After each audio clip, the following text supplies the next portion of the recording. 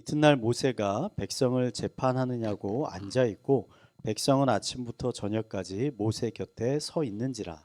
모세의 장인이 모세가 백성에게 행하는 모든 일을 보고 이르되 내가 이 백성에게 행하는 이 일이 어찌 됨이냐 어찌하여 내가 홀로 앉아 있고 백성은 아침부터 저녁까지 내 곁에 서 있느냐. 모세가 그의 장인에게 대답하되 백성이 하나님께 물으려고 내게 오미라. 그들이 내게로 오나니 내가 그 양쪽을 재판하여 하나님의 율례와 법도를 알게 하나이다. 모세의 장인이 그에게 이르되 내가 하는 것이 옳지 못하도다. 너와 또 너와 함께한 이 백성이 필경 기력이 쇠하리니 이 일이 내게 너무 중함이라. 내가 혼자 할 수 없으리라. 이제 내 말을 들으라. 내가 내게 방침을 가르치리니 하나님이 너와 함께 계실지로다. 너는 하나님 앞에서 그 백성을 위하여 그 사건들을 하나님께 가져오며 그들에게 율례와 법도를 가르쳐서 마땅히 갈 길과 할 일을 그들에게 보이고 너는 또 온 백성 가운데서 능력 있는 사람들 곧 하나님을 두려워하며 진실하며 불의한 이익을 미워하는 자를 살펴서 백성 위에 세워 천부장과 백부장과 50부장과 10부장을 삼아 그들이 때를 따라 백성을 재판하게 하라. 큰 일은 모두 내게 갈 것이요 작은 일은 모두 그들이 스스로 재판할 것이니 그리하면 그들이 너와 함께 담당할 것인즉 일이 내게 쉬우리라. 아멘. 네.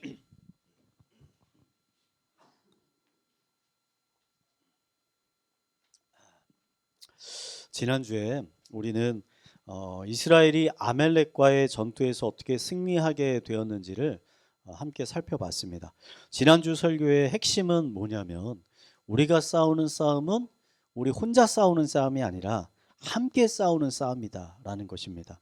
그래서 예수님이 제자들을 부르실 때도 뛰어난 한 명의 제자를 부르신 것이 아니라 12명의 제자를 부르셨습니다. 성경을 우리가 좀 더 자세히 읽으면 예수님 제자가 12명만 있었던 것이 아니라 그 외에 70명의 제자가 더 있었다는 걸 알 수 있습니다. 여러분, 예수님뿐만 아닙니다. 사도 바울은 교회들에게 서신을 써서 보낼 때 그 꼭 자신과 함께 동역하고 있는 사람들의 동역자들의 이름을 함께 써서 보냈습니다. 그래서 이 바울 서신서를 살펴보면 이 바울의 선교 사역에 함께 참여했던 동역자가 최소한 30명에서 40명 정도가 있다라는 것을 우리가 발견할 수 있게 된다는 거죠. 이 모든 것이 보여주는 것은 너무나 명확합니다. 하나님은 우리를 부르실 때 공동체로 부르셨다는 거죠. 성경의 대부분은요, 여러분 어떤 한 개인을 대상으로 쓰여진 게 아니라 공동체를 대상으로 쓰여진 겁니다. 그렇다면 하나님께서 우리를 공동체로 부르신 목적과 이유는 무엇일까? 그것은 우리 한 사람 한 사람은 너무 연약하기 때문입니다. 뭔가 부족한 것이 있기 때문이죠. 이것을 가장 잘 설명해 주고 있는 게 창세기에 기록된 아담과 하와를 창조하는 부분이에요. 하나님이 태초에 아담을 창조하셨습니다. 근데 얼마 지나지 않아서 하나님이 아담의 갈비뼈를 가져다가 하와를 만드셨어요. 하나님이 그 이유를 뭐라고 하냐면 아담이 혼자 있는 것이 좋아 보이지 않았다라고 말씀하세요. 만약에 아담이 혼자서도 건강하고 행복하게 지낼 수 있는 완벽한 존재였다면 하나님께서 아담에게 하와를 주시지 않으셨을 것입니다. 이처럼 인간은 창조 때부터 혼자 살도록 창조된 것이 아니라 함께 살도록 창조되었다는 것입니다. 우리들의 신앙도 동일하다는 거죠. 우리는 구원을 어떻게 얻습니까? 하나님 예수 그리스도를 우리가 인격적으로 영접함으로써 구원을 얻게 되잖아요. 그런데 우리의 신앙의 성장은 어떻게 되는 거냐면 공동체를 통해서 우리의 신앙의 성장이 일어난다는 거예요. 이게 마치 뭐와 똑같으냐면 한 아이가 엄마의 뱃속에 잉태되는 건 엄마 아빠만 있으면 되잖아요. 근데 그 아이가 태어나서 건강한 성인으로 성장하려면 부모만 있으면 되는 게 아니죠. 주변에 수많은 사람들의 도움이 필요하다는 거죠. 그래야 그 사람이 건강한 성인으로 성장할 수 있다. 여러분, 이 사실을 절대 잊지 마시고요. 여러분이 속해 있는 이 교회 공동체를 소중하게 여기시기 바랍니다. 옆에서 함께 신앙생활하고 있는 성도들을 여러분 사랑하시고요. 또 그들을 위해서 기도하시기 바랍니다. 교회 공동체가 건강하게 성장할 때 여러분의 신앙 또한 건강하게 성장하게 될 것입니다. 우리 옆에 분에게 이렇게 한번 고백합시다. 앞으로 더 사랑하겠습니다. 네, 앞으로. 자, 오늘 우리가 살펴볼 이 말씀은 출애굽기 전체 흐름에서 볼 때 좀 매우 독특한 사건이라고 볼 수 있습니다. 여러분, 출애굽기는 애굽에서 핍박받고 있던 이스라엘 백성들을 하나님께서 구원하셔서 아브라함에게 주시기로 약속했던 그 가나안까지 인도하시는 여정을 다루고 있는 게 출애굽기잖아요. 그런데 갑자기 여기에 이 여정과는 별 연관성이 없어 보이는 이드로라는 이방인이 갑자기 등장을 합니다. 이드로는 이 모세의 장인이었습니다. 성경은 그가 어떤 사람이냐? 미디안의 제사장이었다라고 기록합니다. 여러분, 미디안 족속은 어떠한 족속이냐? 아브라함과 첩 사이에서 태어난 아들이 미디안이라는 아들이 있습니다. 이 아들의 후손들이 미디안 족속인 거예요.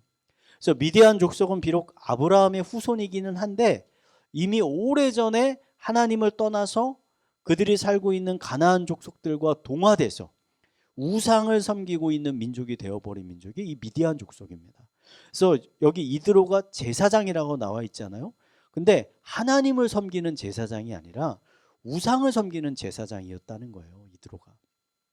계속 말씀을 읽어보면 이 모세의 장인 이드로가 모세를 찾아온 이유가 기록되어 있습니다. 원래 이 바로를 피해서 미디안에 도망와서 살던 이 모세가 하나님의 명령에 따라서 이스라엘을 구원하기 위해서 애굽으로 갔잖아요. 그런데 이 애굽으로 왔을 때 그 아내와 두 아들을 함께 데리고 왔습니다, 이 모세가. 그런데 바로의 완강한 반대에 부딪혀서 이 모세가 생명의 위협을 이제 느끼기 시작한 거예요. 그래서 우선 아내와 아들들을 다시 그 친정으로 돌려보냈던 겁니다. 모세 혼자 있었던 거죠. 그 이후에 이스라엘이 애굽을 무사히 탈출하고 또 바로의 전차 부대를 완전히 무찔렀다는 소문이 이제 전역에 퍼져 나갔습니다. 이 소식이 이드로의 귀까지 들어간 거예요. 그러니까 어떻게 생각했냐? 아, 이제는 딸과 손자들을 모세와 함께 있게 하는 게 안전하겠다, 어느 정도. 그런 생각이 들어서 지금 모세를 찾아왔다는 거죠. 오랜만에 가족들을 만난 모세가 얼마나 기뻤겠습니까? 그래서 모든 장로들을 함께 모아가지고 하나님께 제사를 드리고 잔치를 벌였습니다.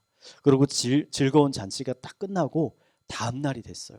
그래서 모세가 다시 일상으로 돌아가게 됐는데 오늘 18장 13절 말씀을 보니까 13절부터 모세의 하루의 일과가 쭉 기록되어 있는데 이 일과가 뭐냐면 모세가 아침에 일어나면 아침부터 저녁 때까지 의자에 앉아가지고 자신을 찾아오는 백성들의 민원을 듣고 해결해 주는 게 모세의 하루 일과였어요. 그러니까 이 모습을 쭉 지켜본 이드로가 이 모세에게 한마디 합니다. 18장 18절인데 우리 한번 함께 읽어보도록 하겠습니다. 읽겠습니다. 시작. 너와 또 너와 함께한 이 백성이 필경 기력이 쇠하리니 이 일이 내게 너무 중함이라 내가 혼자 할 수 없으리라. 자, 이렇게 일하다가는 얼마 지나지 않아서 모세와 백성들 모두 지치게 될 것이다 라는 거예요. 왜냐하면 하루 종일 재판하는 모세도 힘들지만 그 재판을 받으려고 하루 종일 줄을 서서 기다리는 백성들도 몹시 힘들 것이기 때문입니다. 이어서 이드로가 그래서 이 모세에게 한 가지 제안을 하는 거예요. 모세 혼자서 재판을 다 감당하지 말고 백성들 가운데서 지혜로운 자들을 리더로 세워서 이 재판을 돕게 하라는 것이죠. 재판의 중요도에 따라서 작은 일들은 그들이 재판하고 그들이 재판할 수 없는 큰 일들은 모세에게 가져와서 재판하라, 이런 권면한 거예요. 그리고 마지막으로 이드로가 모세에게 무조건 지금 내 말을 따르지 말고 우선 이것을 하나님께 가져가서 물어보고 하나님께서 허락하시면 자신의 뜻대로 하는 게 어떻겠느냐 라면서 이제 권면의 말을 했던 겁니다. 모세는 이드로의 말대로 이 문제를 하나님께 가져갔어요. 그리고 하나님이 이드로의 그 의견을 허락해 주십니다. 그래서 모세가 하나님을 경외하는 백성들 중에 10부장, 50부장, 100부장, 1000부장을 세워서 자신과 함께 동역하게 했어요. 그리고 그 결과가 어떻게 됐느냐? 이제 모세는 더 이상 지나치게 많은 재판으로 인해서 이제 지치지 않게 됐고 백성들도 이전보다 훨씬 더 빠르게 재판을 받을 수 있게 됐습니다. 그래서 백성들의 불편함과 수고가 많이 줄어들게 되었다 라면서 오늘 이야기가 마무리가 되는 거예요. 저는 모세와 이드로 사이에서 일어난 이 사건이 우리에게 전해주고 있는 중요한 메시지가 있다고 생각합니다. 그 메시지는 뭐냐면, 교회는요, 여러분 분별력을 가지고 세상의 지식과 지혜를 받아들이고 사용해야 된다는 거예요. 제가 앞서서 이드로의 출신이 이스라엘이 아니다, 이 사람은 미디안 사람이다 라는 것을 강조한 것은, 그 이유는 이 사람이 하나님께 속한 사람이 아니라 세상에 속한 사람이라는 걸 제가 말씀드리고 싶은 거예요. 이스라엘 백성들의 입장에서는 이드로는 사실 바로와 별반 다르지 않은 이방인이에요. 이방인. 다른 것이 있다면 이 사람은 이스라엘 백성들에 대해서 적대적인 감정을 가진 게 아니라 그나마 호의적인 감정을 가지고 있었다. 그 차이만 있을 뿐입니다. 모세가 이드로의 이 지혜를 받아들여서 이스라엘 백성들에게 적용한 것은, 교회가 세상의 지혜를 어떻게 받아들이고 어떻게 대해야 되는지에 대해서 중요한 통찰력을 주고 있다는 것이죠. 여러분, 교회는요, 종종 세상의 지혜를 받아들이고 사용하는 데 있어서 이 잘못된 태도를 보여왔습니다. 오늘은 그 중에서 대표적으로 두 가지 잘못된 태도에 대해서 나누고 싶은데, 첫 번째 잘못된 태도는 뭐냐면요, 교회와 세상을 구분하지 않는 것입니다. 전혀 구분하지 않는 거예요. 그래서 세상에서 유행하고 세상에서 지금 잘 나가는 트렌드들을 아무런 여과 없이 그냥 교회 안으로 가지고 들어오는 거예요. 제가 신대원을 다닐 때 한 전도사님이, 옆에서 공부하던 한 전도사님이 이런 얘기를 합니다. 지금 자기가 섬기고 있는 교회가 요새 너무 잘 나간대요. 청년들이 많이 모이고 성장하고 있대요. 그래서 자신의 교회 수련회 한번 꼭 참석해서 한번 보라는 거예요, 저한테. 그때 제가 청년부 사역을 하고 있을 때라서, 비록 다른 교회 수련회이긴 하지만 한번 방문해가지고 배울 게 있으면 잘 배워보자 라는 마음을 가지고 제가 그 수련회에 참석했습니다. 제가 이제 수련회 장소에 딱 도착해 보니까 진짜 그 전도사님 말대로 청년들이 많이 모여 있었어요. 근데 분위기가 좀 이상했어요, 제가 느끼기에. 수련회에 온 참석자들을 환영한다고 하면서 이 젊은 여자 대학생들이 나와서 노래와 춤을 막 추기 시작하는 거예요. 근데 뭐냐, 당시 유행하던 이 걸그룹하고 똑같은 복장을 하고, 그리고 그 걸그룹이 부르는 노래와 춤을 그대로 하는 거예요. 그대로 부르고, 번안도 아닙니다. 가사가 바뀌지도 않고 그대로 대중가요 그 가사 그대로 노래하면서 춤을 시작했어요. 저는 제가 있는 곳이 지금 여기가 연예인 콘서트장인지 수련회 장소인지 잠시 혼동이 됐습니다. 그리고 그 공연 이후에 이어지는 프로그램도 뭐였냐면, 당시 텔레비전 예능에서 유행하던 그 게임 같은 것들을 그대로 가져와서 하는 거예요. 그러니까 제가 하루 정도 있다가, 야, 내가 도저히 못 참겠다. 그래가지고 그 장소에서 그냥 나와서 집으로 가버렸어요. 그리고 나중에 이제 학교에서 그 전도사님을 만나가지고 제가 좀 따졌습니다. 아니, 그래도 교회 수련회인데 어떻게 교회 수련회에서 아이돌의 노래와 춤을 게임들만 가득 채워서 할 수가 있느냐 따졌어요. 그러니까 그 전도사님이 뭐라 그러냐면, 아니, 요즘 청년들이 좋아하는 것을 해야 청년들이 모인다. 그렇기 때문에 우리가 잘 준비한 거다. 그들의 눈높이에 맞춰서 수련회를 준비했다. 이렇게 얘기하는 거예요. 그 전도사님의 의도는 제가 충분히 이해가 됐습니다. 하지만 저는 그러한 태도가 매우 위험하다라고 생각했어요. 왜냐하면 이러한 방식은요, 여러분, 철저히 인간 중심적인 방식입니다. 여러분, 인간 중심적이라는 말은 뭐냐면, 하나님보다 인간을 기쁘게 하는데 초점을 맞추고 있다는 거예요. 인간의 마음을 사는데 초점을 맞추고 있어요. 여러분, 교회는 사람을 기쁘게 하는 곳이 아닙니다. 교회는요, 하나님을 기쁘시게 하는 거예요. 바울은 뭐라고 말합니까? 내가 사람의 기쁨을 구한다면 나는 하나님의 종이 아니다. 이렇게 고백하잖아요. 아무리 그 의도가 좋더라도 우리가 사람의 기쁨을 구하는데 우리의 마음을 쏟다 보면 어느 순간 어떻게 됩니까? 하나님을 놓치게 돼요. 하나님을 잊어버리게 된다는 거죠. 주객이 전도된다는 거죠. 그리고 몇 년이 지났어요. 그러다가 제가 우연히 뉴스에서 제가 수련회 갔던 그 교회의 소식을 듣게 됐습니다. 처음엔 청년들이 좋아하는 이런 문화 트렌드를 사용해서 이 청년들에게 주목을 받았던 이 교회가요, 성장하잖아요. 더 빠르게 성장하기 위해서 이단들에서 사용하는 유사한 전도 방식과 이런 것들을 가지고서 청년들을 더 끌어모으기 시작했다는 거예요. 나중에는 청년들을 어떻게 했냐? 비인격적인 방식으로 이들에게 영성 훈련과 제자 훈련을 시켰어요. 그래서 나중에는 이 청년들에게 집단으로 고발을 당하게 됐습니다. 이 교회가. 그래서 재판에 넘어갔는데 그 결과가 제가 뉴스에도 확인했어요. 작년에 재판 결과가 나왔는데 이것을 주도하고 묵인했던 목사와 중직자들이 모두 재판에서 실형을 선고받게 됐어요. 징역형을. 다 인정받았다는 거죠. 여러분, 하나님을 잊어버리면요, 그것은 천국이 되는 게 아니라 지옥으로 변하고 맙니다. 처음에 그 의도가 아무리 좋았건. 오늘 말씀에서 우리가 놓치지 말아야 될 중요한 부분이 있는데요. 그게 뭐냐면 이드로가 자신의 의견을 내놓은 후에 모세에게 무조건 내 의견대로 따르라 라고 말한 게 아니라 그 의견을 우선 하나님께 한번 물어봐라. 그 다음에 하나님께서 그것을 허락하시면 그대로 해라 라고 권면했다는 거예요. 이드로는 자신의 생각이 가장 합리적으로 보였겠죠. 그래서 제안을 했던 거잖아요. 하지만 자신의 생각과 하나님의 생각이 얼마든지 다를 수 있다는 것을 그가 인정하고 있었어요. 그리고 자신의 생각보다 하나님의 뜻이 더 중요하다라고 그가 인정하고 있는 것입니다. 여러분, 이스라엘 백성들이 어떻게 생활하는 것이 가장 좋을지를 아는 것은 이드로가 아니라 하나님이라는 거죠. 교회가 어떻게 해야 가장 교회다울 수 있는지를 아는 사람은 교회 컨설턴트나 통계학자나 변호사나 정치인이나 연예인이나 사회학자나 심리학자가 아니라 교회의 주인이신 하나님이시라는 겁니다. 아멘이시죠? 그러므로 우리는요, 이 세상의 것들을 교회에 적용시키기 전에 반드시 그것이 하나님의 뜻과 하나님의 기뻐하시는 뜻과 동일한 것인지를 먼저 깊이 생각해 보고 또 기도해야 한다는 것입니다. 여러분, 세계적인 선교 단체인 CCC라고 여러분 들어보셨죠?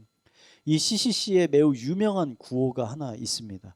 그 구호가 뭐냐면 기도와 성령보다 앞서지 맙시다 라는 구호예요. 기도와 성령보다 앞서지 맙시다. 아무리 우리 눈에 좋아 보이고 또 합리적으로 효율적으로 보일지라도 그것은 여러분 절대적인 해답이 될 수는 없습니다. 왜냐하면 인간의 지혜와 지식은 언제나 제한적이기 때문입니다. 성경은 이렇게 말합니다. 어떤 길은 사람이 보기에 바르나 필경은 사망의 길이라. 사람 눈에는 그게 좋아 보인다는 거예요. 하지만 그 끝은 뭡니까?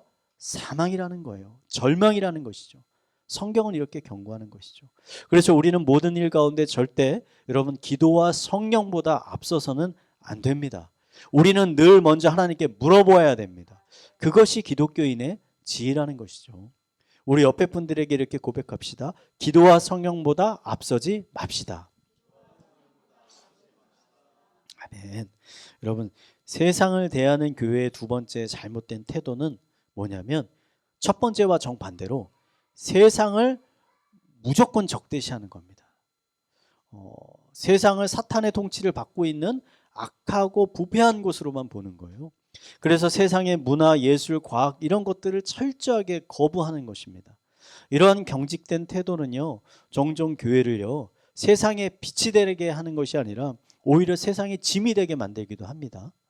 14세기에 여러분 유럽에 많이 들어보셨겠지만 흑사병이라는 무서운 전염병이 창궐했어요. 이 병으로 인해서 얼마나 많은 사람이 죽었냐? 통계적으로 약 1억 5천에서 2억 명의 유럽 사람들이 죽었는데 여러분 이 숫자가 얼마나 많은 숫자냐면 당시 유럽 인구의 50%입니다. 50%. 50%가 전염병으로 죽은 거예요. 너무나 많은 숫자잖아요.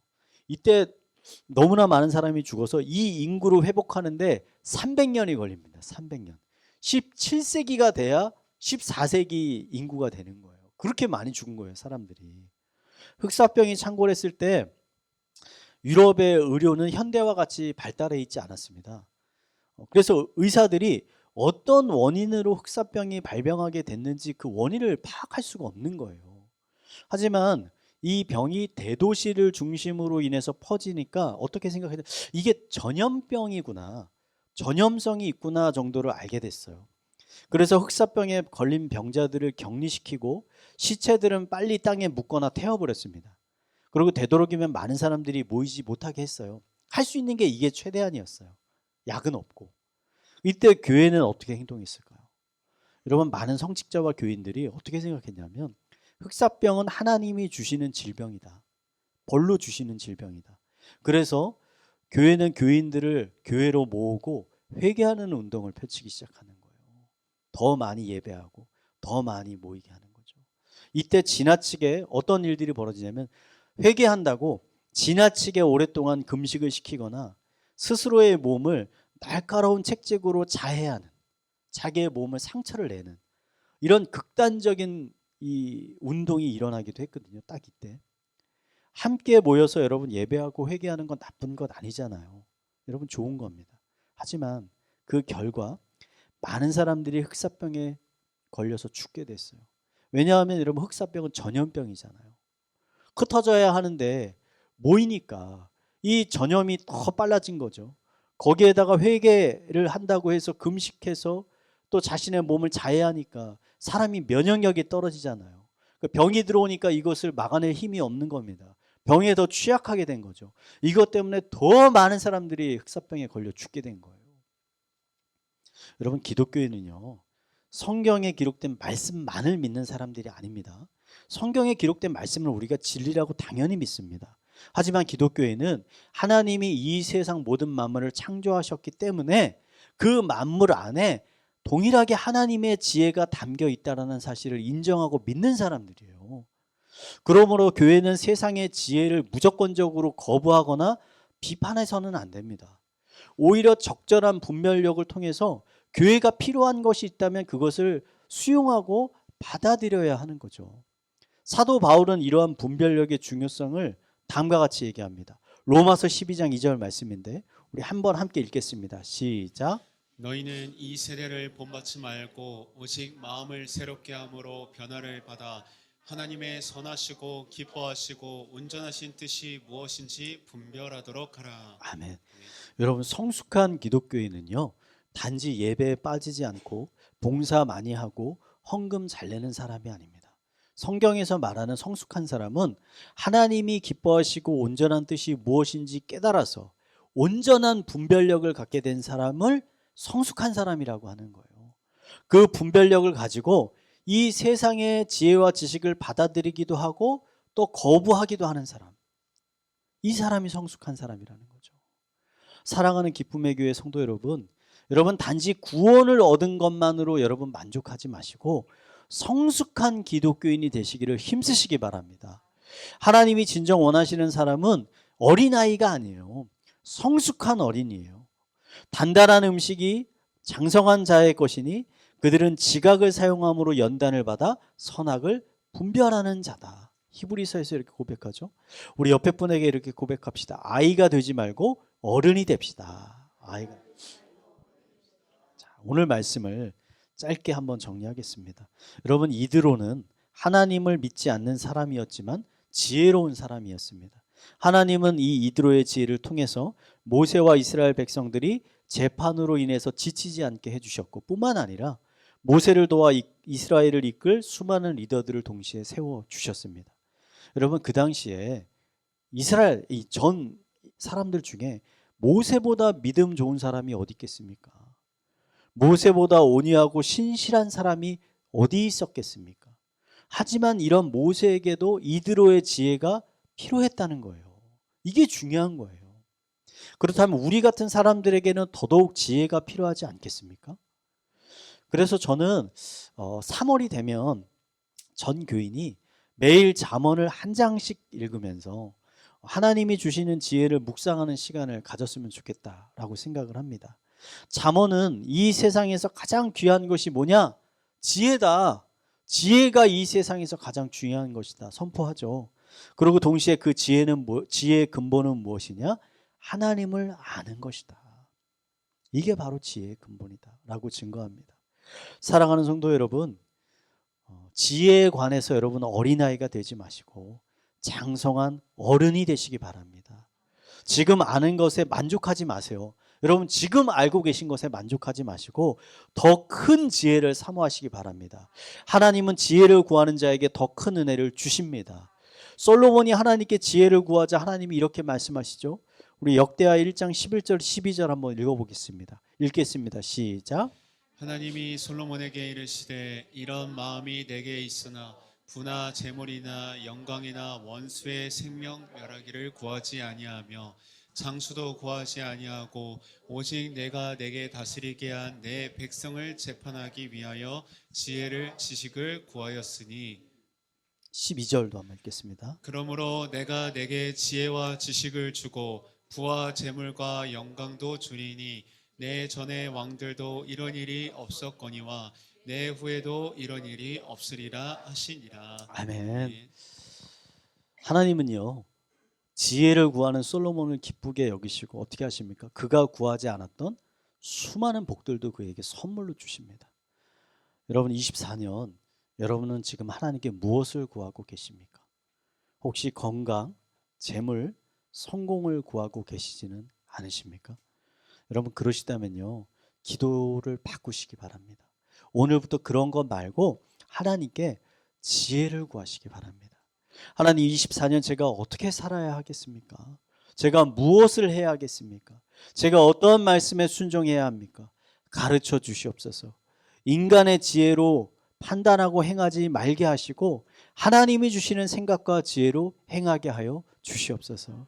모든 일 가운데 기도와 성령보다 앞서지 마시기 바랍니다. 늘 먼저 기도하시기 바랍니다. 하나님의 지혜를 구하시기 바랍니다. 하나님의 지혜를 구할 때 하나님께서 여러분에게 길을 인도하여 주실 것입니다. 여러분의 삶에 여러분이 생각하지도 못했던 놀라운 복들을 부어 주실 것입니다. 이 시간 함께 하시는 모든 성도님들의 삶 가운데 하나님의 지혜가 풍성하게 부어지게 되기를 마지막으로 축원드리겠습니다.